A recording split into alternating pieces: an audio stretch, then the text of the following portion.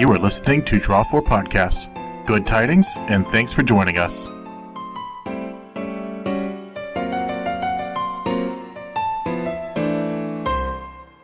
I am Joseph Dunlap, executive producer of Draw 4 Podcast and Player 4 Podcast, and featured writer for ManaLeak.com/MTGUK.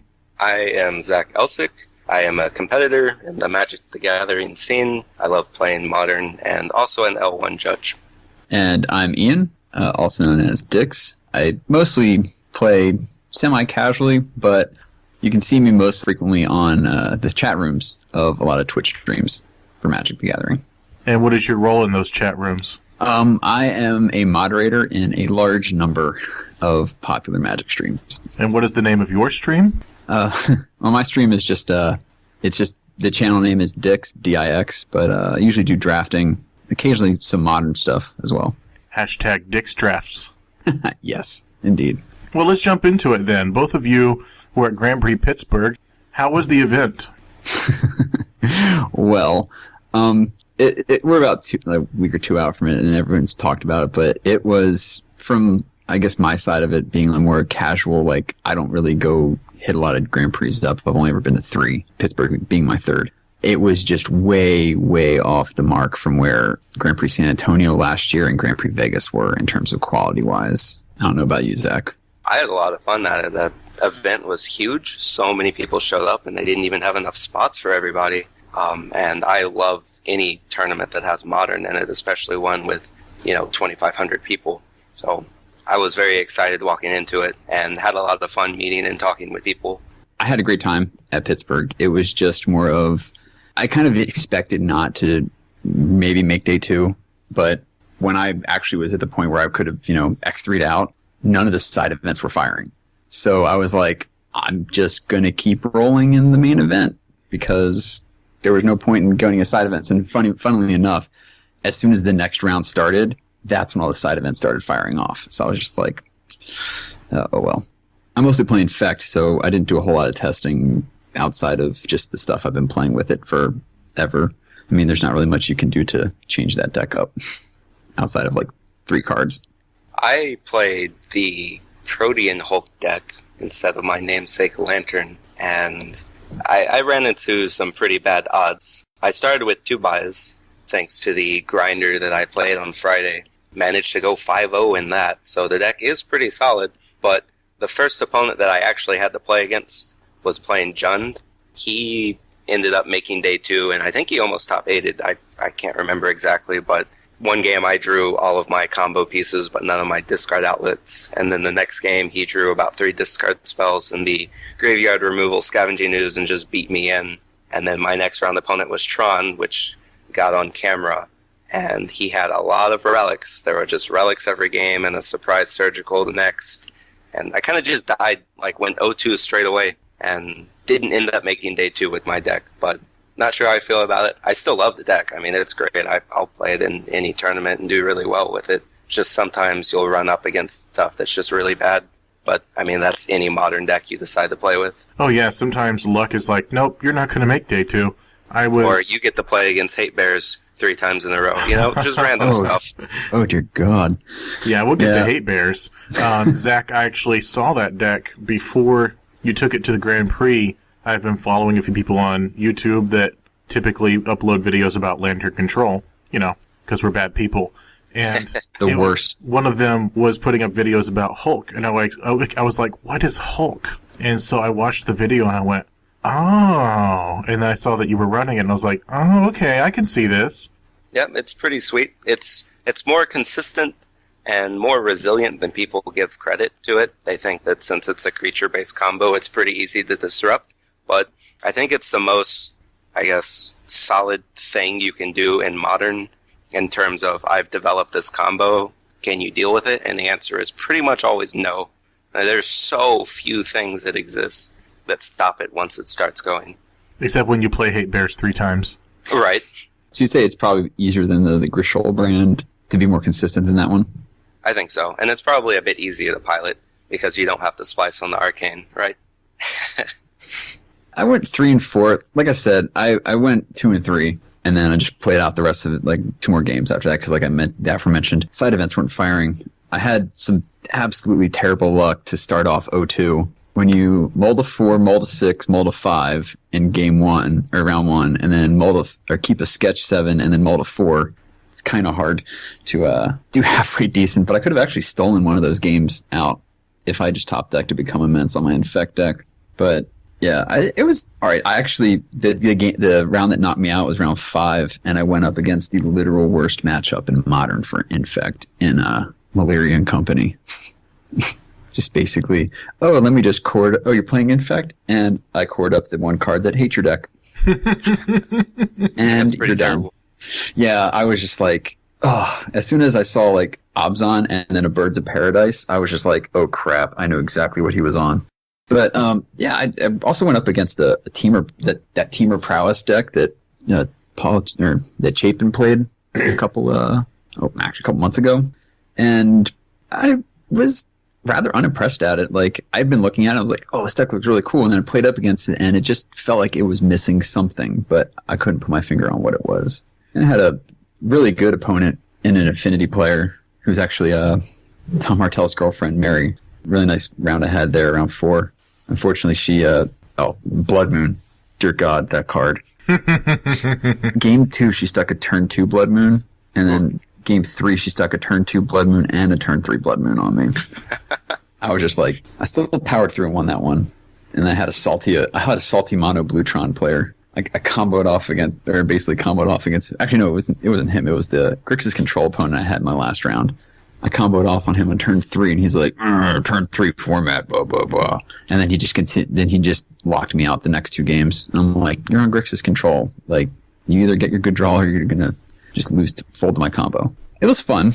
Kind of wish I had been able to hop into one of the second chance event, but I had to actually drive 14 hours the next day, so it's kind of good I didn't make day 2.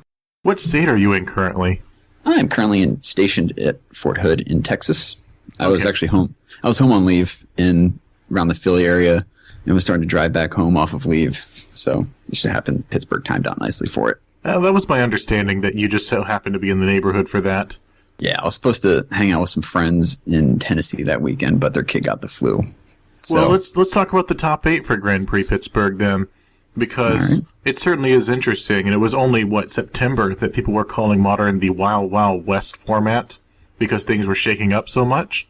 I'm sure Lantern played no small part in that. And all of a sudden we've got another deck that, I mean, it's a variation on Twin, but it's not a list that we've seen much of before that all of a sudden wins a Grand Prix, which is Jeskai Twin. What do you think that deck has that normal Twin doesn't have? I think the biggest thing this deck has going for it, which is one of the reasons I love it so much, is that it utilizes the sideboard really well. Sure, not that many cards, or I guess it's maybe 5, 6, or 7 cards are white. And so unlike normal blue-red Twin, it has access to a few more tools, even a Planeswalker, Elspeth, and Timely Reinforcement, which is a pretty solid card, and Celestial Purge.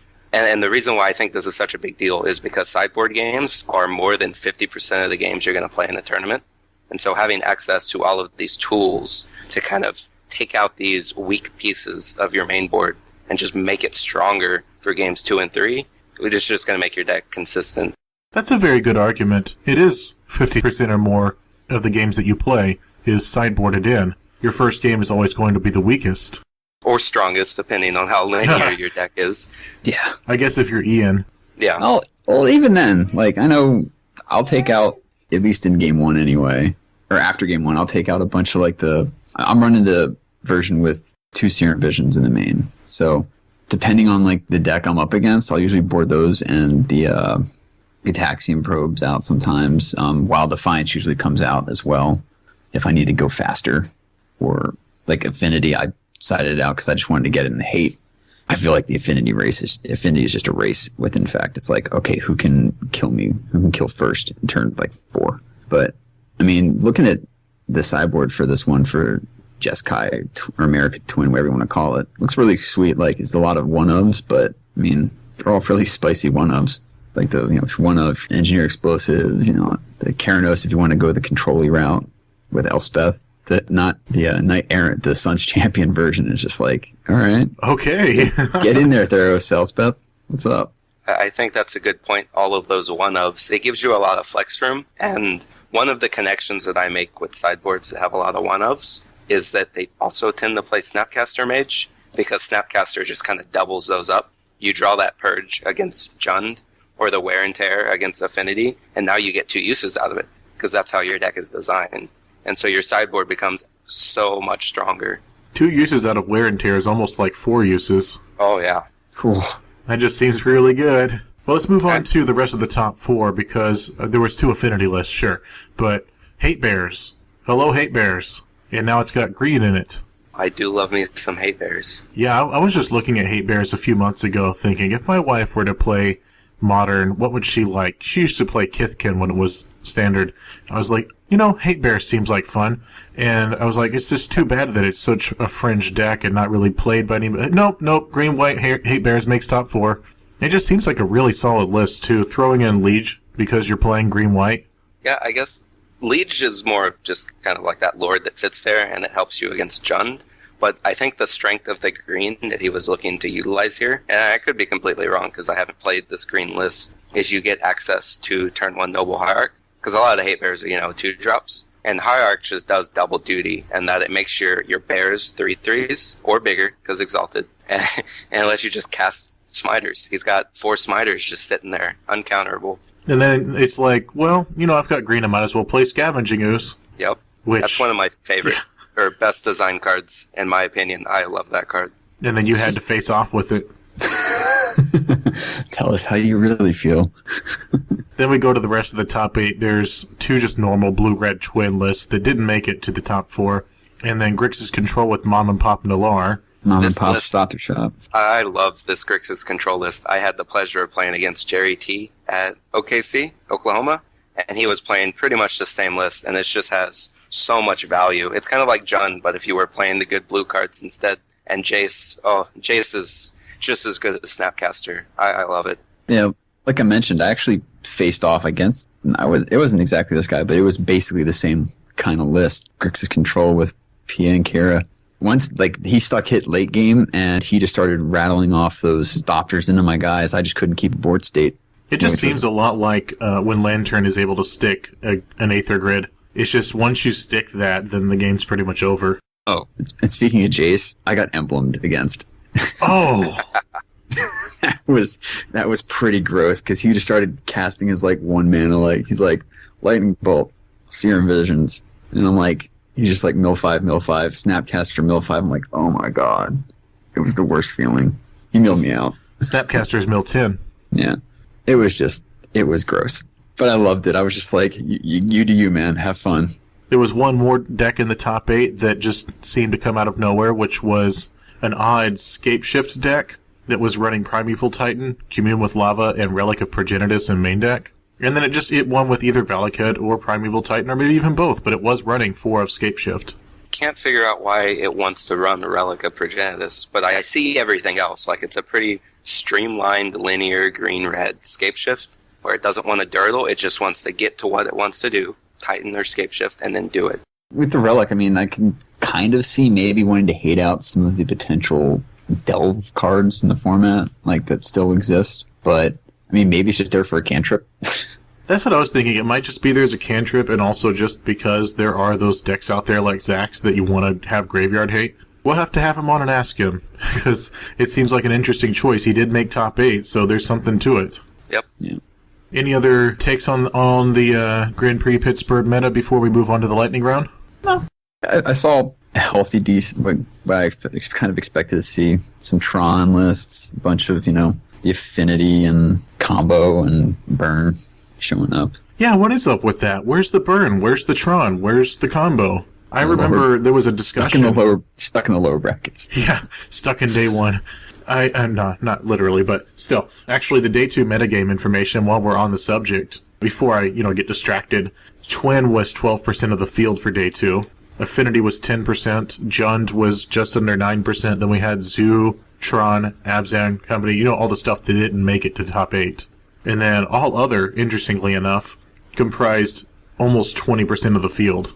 Decks that you couldn't fit into a category, which is actually kind of cool. Yeah. If I remember correctly, there were at least 3 or 4 Lantern players there, including Sam Black, which was just kind of out of nowhere. I had the pleasure of talking with him. He seemed to be enjoying the deck, but struggling to finish games in time. Yeah, you really have to practice it to make every movement count. But, that comes with practice. It really depends on whether he intends to stick with the deck or whether he wants to move on to something that's maybe quicker, because, as you've said many, many times, it's a matter of getting used to every single turn and every single card. Oh, yeah. Which is tough, because Modern is so open. Yeah, Modern can get dirtily, and Modern can be fast, and you want to be on the fast side with Lantern because your opponent's going to dirtle. Merfolk, right. Only 3%. Infect was more common than Merfolk. Yeah. Actually, turn 2 at a Merfolk player in one of the grinders on Friday.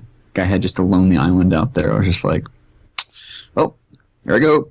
Lonely Island, you say? Yes. I was like, can you stop this? He was like, no vapor snags. I'm like, thank God. Yeah, because you were on the play? Yes. Ouch, man, ouch. On the play, the Dream Curve, basically.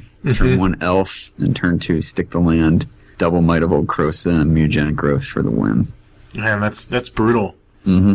You want to talk about the way that the meta is shifting around with fast decks? Let's talk about Burn versus Zoo, because it's been a big topic of conversation in the Lantern of Insight forum thread, which is that we're seeing a lot more Zoo than Burn. Zoo comprised almost double the amount of decks than Burn in the meta for day 2. For a lot of decks, that means you have to contend with 1 more toughness, and that's pretty relevant to have to deal with. And it's interesting that we're shifting in the meta from a very spell-based Burn deck list over to, well, let's throw in 1 more color, let's get more toughness in there, let's have more creatures. And I'm curious what you guys thought about what may have led to that. I know since Wild Nikadal, recently got unbanned, that it's been kind of a slow progressive thing where more and more Burn players are wanting to throw him in. And so you have your normal straightforward Burn, you have Burn with Nikadal, which could be mislabeled as Zoo, but it's almost the same thing. And then you have the Wild Nikadal Curd Ape list that uses the Burning Tree Emissary. That one I like a lot, but I don't know, I guess people are getting different feels for this or that, either creature-based or spell-based. I kind of was trying to get into Legacy Burn, and I was like, well, I could just port most of these cards and pick up a little tiny bit, and I was looking at deciding if I wanted to do like Boros Burn or try Nikadal Burn, and I was just like, I don't know. But yeah, I would probably say Nikadal getting unbanned is probably what's kind of pushed a lot of that, going from like, we're just going to burn you out with spells to... Also, I think, it's been around the format for a little bit, but Eidolon has definitely been huge in terms of like trying to go more creature-based, as well as Swift Spear. So like the combination of, you got the Eidolon and Theros, you had the Theros block, you had the Swift Spear this block, and then Nikadal unbanning. That's just like 3 decent creatures right there. Yeah, Nikadal unbanning is basically like having Nikadal printed just now. Yeah, it opened the deck up to more of a creature-based, like you want to have creatures out there so you can hit hard and fast with a Swift Spear, or you can basically punish your opponent for casting anything with the Eidolon, and then obviously you can get the early quick play with the Nikadal down. So yeah, it's interesting though. Swift Spear is not quite as good when you go on the Zoo route, but it almost just doesn't matter because you've got Nikadal and you've got the Boar. It was interesting in my local meta because Nikadal got unbanned and people were like, I'm trying out Nikadal and Burn. People were like, no, it's just cute. It's not going to be good. And then all of a sudden, hey guys, Zoo. So what are you going to do? And I was dusting off my Nikadals for back when I played when Nikadal was printed, and I was like, might as well get these out just in case people need them in trade fodder. Yeah, funnily enough, I seem to see more Suicide Zoo than like your traditional Zoo lists, especially if you're just playing on Magic Online. Having the shock lands and fetch lands really helps. He's like, I'm just hit myself for 3, and then I have a couple other things to hit myself, and now I have a 13/13 on the board. Deal with it. And after I've done that, I'll play Eidolon, and it's your turn. Now you start hurting yourself. Let's have fun. Yeah. Suicide Pact. Oh.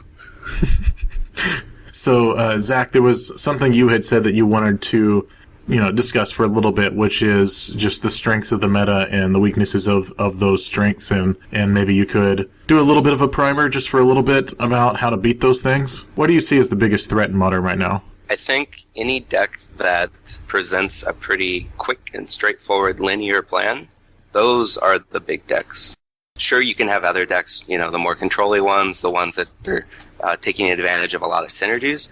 But when you look at the decks that have a strong linear plan, such as Green-Red Tron, summoning Karn and the new Ulamog, or even Burn and Zoo that just have this one plan that works really well, those are the decks that people really want to play, because not only do you get free wins because the cards kind of line up for you and you just take away a game because your cards just work so well and you apply so much pressure so quickly that if they don't have it, then you're going to get it, get the win.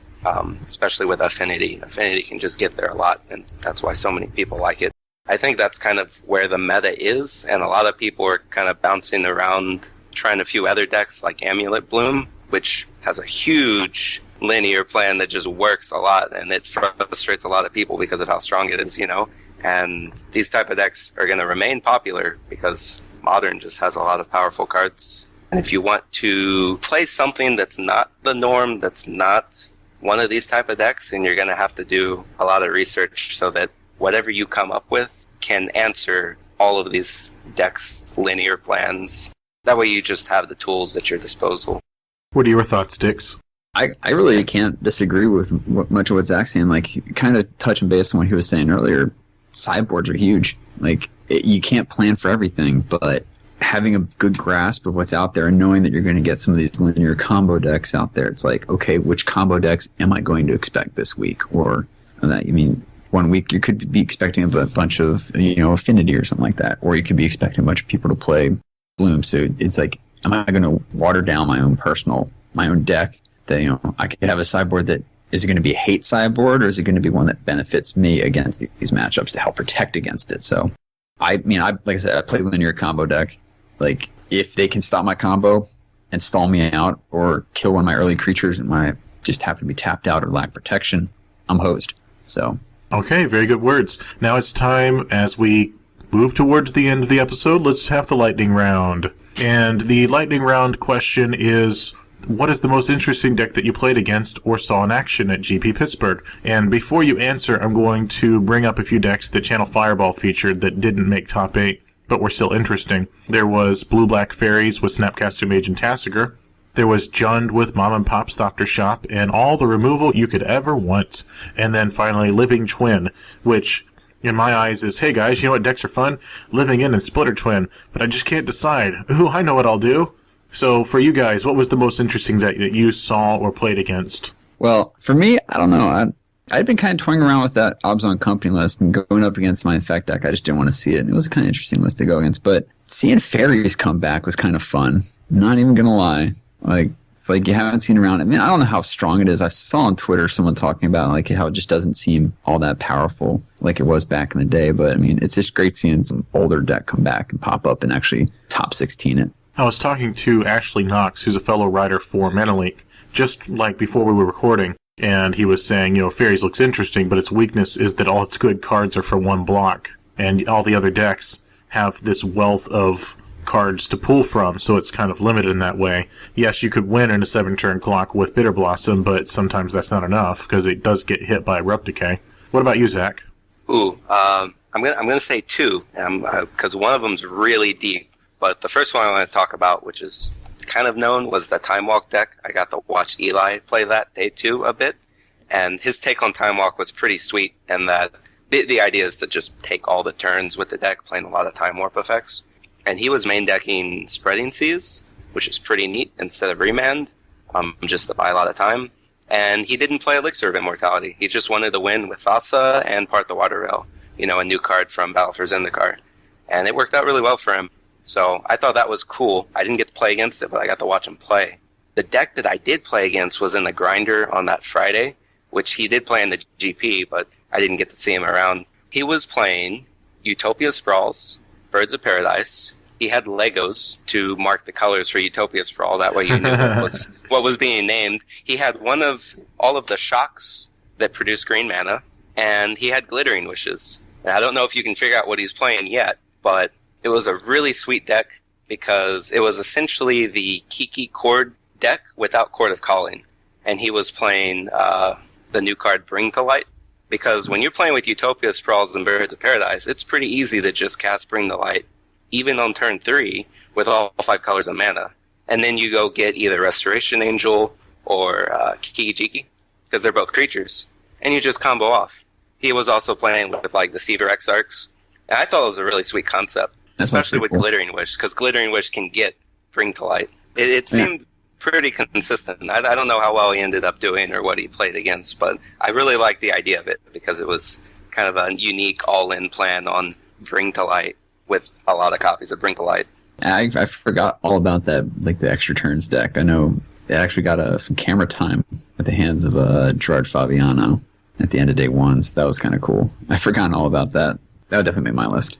All right, thanks guys for joining me. Before we head towards our end, we do have a community question. And with all of this in mind that we've talked about, the question is, with the recent Modern shakeup, what deck do you think will be the strongest at the upcoming Star City Games Invitational? That is actually a split Standard Modern, but I was curious since, Modern has been referred to in the past few months as the Wild Wild West format.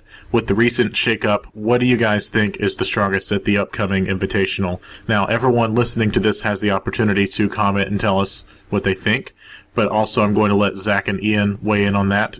I think the strongest deck that's going to pop up would probably be the Green-Red Tron deck. We already saw that one win an Invitational once, but that card got a really, really strong tool recently, the new Ulamog, and it doesn't seem like it would make that big of an impact, but the fact that you can play your 3 Tron lands, slam a threat like Karn or Wormcoil, and then next turn play an Ayavugan, which is pretty easy to find when your deck searches up lands, and just pass. You can just pass with 7 mana up, search for an Ulamog at the end of their turn, untap, play any other land, and cast it. Oh, that's really strong.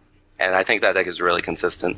Yeah, I'm thinking like with, recently everyone's kind of realizing, okay, we're going to get the combo decks. I was going to probably say like Tron or, I know it seems Twin again, but maybe Bloom might have a last hurrah before they put the kibosh on that deck if they decide to.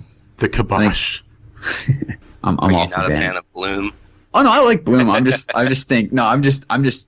the groundswell up behind we need to get rid of this deck just seems to be. I would be surprised. I'd be surprised either way, but it's one of those like I think Bloom might have a chance. Like if it gets a good run, I think Bloom might just kick some butt. I was actually earlier going to go on a rabbit trail about my prediction, and then I realized I needed to save it for the community question. And there was, again, a discussion on the Lantern Control thread. We were talking about what was well-positioned, and I was one of the first to be like, I feel like it's Tron. With all this Twin and all these creature-based decks, I feel like maybe Tron is well-positioned, but the thing is, Jeskai Twin and Normal Twin is still very well positioned as well. When the format is as it is, I feel like it's either going to be Twin or Tron for this coming thing. And especially when you consider the fact that it's a dual format invitational, then people are going to play what puts up consistent results rather than playing Fringe. You see that a lot in, like, say, the most recent Pro Tour, and I want to talk about this later on in another episode, but people who wanted to put up good, consistent numbers in Standard and then continue winning in Draft were just playing the established decks. And that's why the established decks won. It wasn't because they were the best, it's just that they were backed up with really good limited play and put up consistent numbers on their own. So I feel like these two decks are established, so they're going to be the go-to for anyone who wants a consistent number. However, in Standard, I want to say it's going to go to... a lot of consistent numbers are going to, I think, Abzan and, as I like to call it, Standard Tron.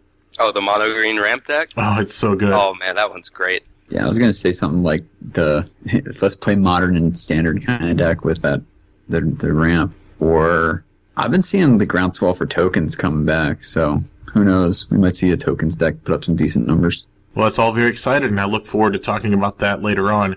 So, as we're at the end, you each get a little bit of time. If you have some social media you want to plug, or your YouTube, or your Twitch, or whatever, then you get a chance. So, Zach, where can people find you if they want to follow what you do? If you want to follow or shoot me any questions you have about the silly things I'm working on, you can find me on Twitter at UTDZac, and that's just ZAC. You can try Google searching, it'll pop up probably. But I'm pretty active on that. You guys can find me on, like I said, various Twitch streams around in the chat room. My username is very easy to spot. It's just Dix, D-I-X. I'll play off my last name. But I also have a Twitch channel that I stream on. I'm actually going to be getting my streaming back up and going this weekend for the Modern Mayhem event. That should be pretty fun. Again, it's twitch.tv/Dix. If you want to follow on Twitter, it's Dixon IJ. So that's DIXONIJ. And same username for YouTube as well.